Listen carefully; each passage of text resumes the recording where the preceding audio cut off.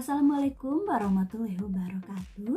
Saya Ade Nurjana, peserta Latsar CPNS kelompok 1 angkatan 32 Pusdikmin Lemdiklat Polri tahun 2021. Pada kesempatan kali ini, saya akan memaparkan resume pembelajaran mengenai manajemen ASN. Manajemen ASN adalah pengelolaan ASN untuk menghasilkan pegawai ASN yang profesional, memiliki nilai dasar etika profesi, bebas dari intervensi politik, bersih dari praktik korupsi, kolusi, dan nepotisme. Manajemen ASN lebih menekankan kepada pengaturan profesi pegawai sehingga diharapkan agar tersedianya sumber daya aparatur sipil negara yang unggul selaras dengan perkembangan zaman. Berdasarkan jenisnya, pegawai ASN terdiri atas pegawai negeri sipil atau PNS dan pegawai dengan pemerintah dengan perjanjian kerja atau P3K.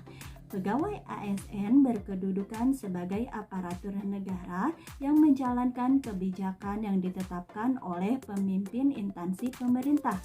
Untuk menjalankan kedudukannya tersebut, maka pegawai ASN berfungsi sebagai 1. Pelaksana kebijakan publik, 2.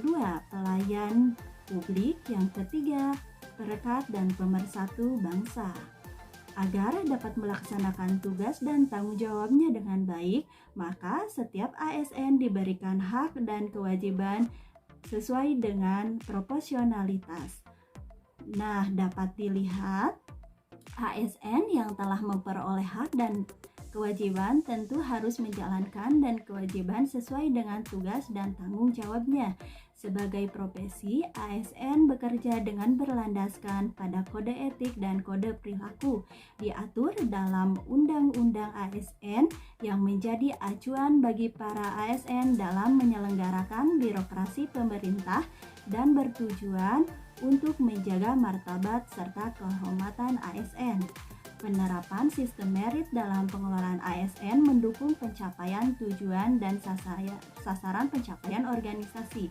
Beberapa langkah nyata dapat dilakukan dengan menerapkan sistem ini baik dalam sisi perencanaan kebutuhan yang berupa transparansi dan jangkauan interaksi kepada masyarakat melalui jaminan aktivitas melalui seleksi sehingga instansi pemerintah mendapatkan pegawai yang tepat dan berintegritas untuk mencapai visi dan misinya.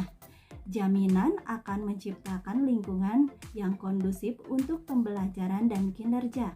Pegawai diberikan penghargaan dan pengakuan atas kinerja tinggi. Di sisi lain, bad performance mengetahui kelemahannya dan kemudian menjadikannya bahan untuk meningkatkan kinerja. Manajemen ASN terdiri dari manajemen PNS dan manajemen P3K. Dapat dilihat dari keduanya memiliki kesamaan yang berbeda hanya dari P3K adanya pemutusan hubungan perjanjian kerja dan tidak adanya jaminan pensiun dan hari tua.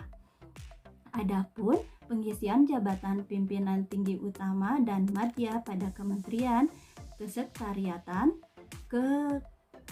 kesekretariatan lembaga non-struktural dan instansi daerah dilakukan secara terbuka dan kompetitif di kalangan PNS dengan memperhatikan syarat kompetensi, kualifikasi, kepangkatan, pendidikan, dan latihan, rekam jejak jabatan, dan integritas serta persyaratan lainnya yang dibutuhkan sesuai dengan ketentuan dan peraturan perundang-undangan. Jabatan pimpinan kepegawaian dilarang mengganti pejabat pimpinan tinggi selama 2 tahun dan dapat diduduki paling lama 5 tahun. Sebelum 2 tahun, pejabat tersebut bisa diganti jika terbukti melanggar peraturan perundang-undangan dan tidak lagi memenuhi syarat jabatan yang ditentukan, serta hanya dapat dilakukan setelah mendapat persetujuan dari Presiden.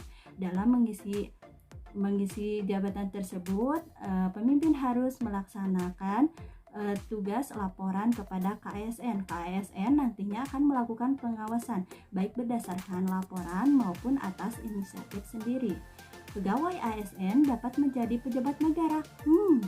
Dengan ketentuan pegawai ASN dari PNS diangkat menjadi pejabat negara dihentikan sementara dari jabatannya dan tidak kehilangan status sebagai PNS. Pegawai ASN berhimpun dalam wadah KOP Profesi Pegawai ASN Republik Indonesia yang memiliki tujuan 1.